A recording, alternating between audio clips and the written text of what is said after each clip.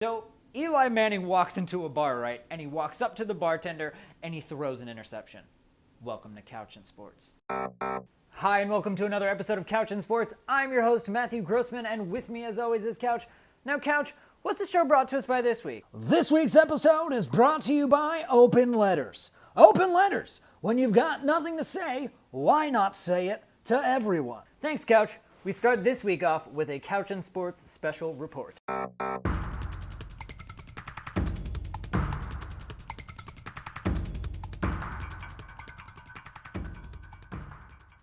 The Washington Redskins have made their way back into the public spotlight, and this time not for their subpar performance, but because of their name. Amidst the public scrutiny, Washington Redskin owner Dan Snyder published an open letter to the Washington Post defending his franchise. No, Couch, not that open letter. Snyder made some arguments you might expect a white billionaire to make when defending his team's blatantly racist moniker, which basically amounted to, my best friend is Native American, so it can't be racist. To make matters worse, tensions reached an all-time high this weekend with the Cowboys-Redskins game, which led many Dallas fans to say things like, man, I hope those Cowboys kill those Redskins.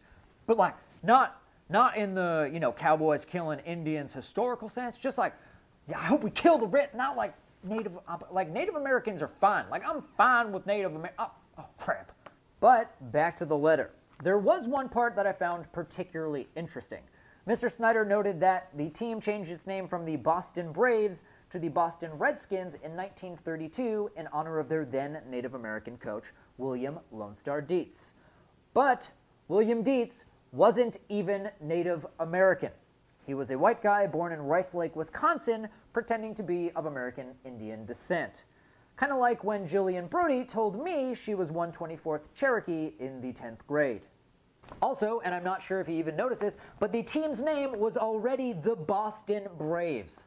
That'd be like if I renamed my rec league basketball team's name to the New York Wops because of our coach Andrew Dice Clay, when our team name was already the New York Dagos. Which I would never do, by the way, not only because both terms are incredibly insensitive to greasy fucking Italians, but because I'd be appropriating a culture that does not belong to me. And also because Andrew Dice Clay is a terrible basketball coach. But for more on the Redskins controversy, we turn to Nicole Conlon, who is at Redskins HQ.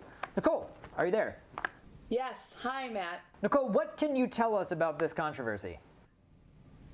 Well, Matt, the Redskins are in a tricky situation because while they don't want to offend anybody, they have built up a brand around the name Redskins. But I'm here at the Redskins offices in Richmond, Virginia, and I think we have come up with a solution. That's great. What do you got? The team is going to keep the name Redskins, but change the mascot. But the whole point is that the word Redskins is a racial slur. Only if you're talking about Native Americans, Matt. That's where the new mascot comes in. This is Big Red. He's an alien with red skin from another planet who loves football so much that he sneaked onto Earth to watch the game he loves. See? Not racist. But usually mascots are tough or mean or represent the city, and that looks like it doesn't do any of those. That's a good point, Matt. How about this? When he's angry, he spits flesh-eating acid onto his opponent's faces. I don't know, Nicole. That doesn't really seem kid or family friendly, and it doesn't seem related to football. Well, he's also a little bit goofy and fun because he suffers from degenerative brain disease from years and years of sustaining concussions as a result of playing football. Nicole, come on. Also, when his mind first started to go, he developed a real racist streak. So we haven't solved the problem at all. Oh, he's fine with Native Americans, but man, does he hate the Swiss. Okay, great. That's enough. Thank you, Nicole. Thank you, Sefaramanuk. What's that? Sefaramanuk, it's the language that Big Red speaks. It means dirty Jew. Okay, great. Nicole Conlon, everybody.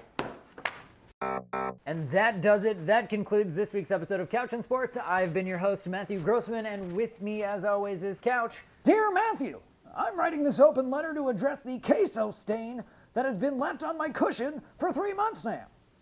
Thanks for tuning in.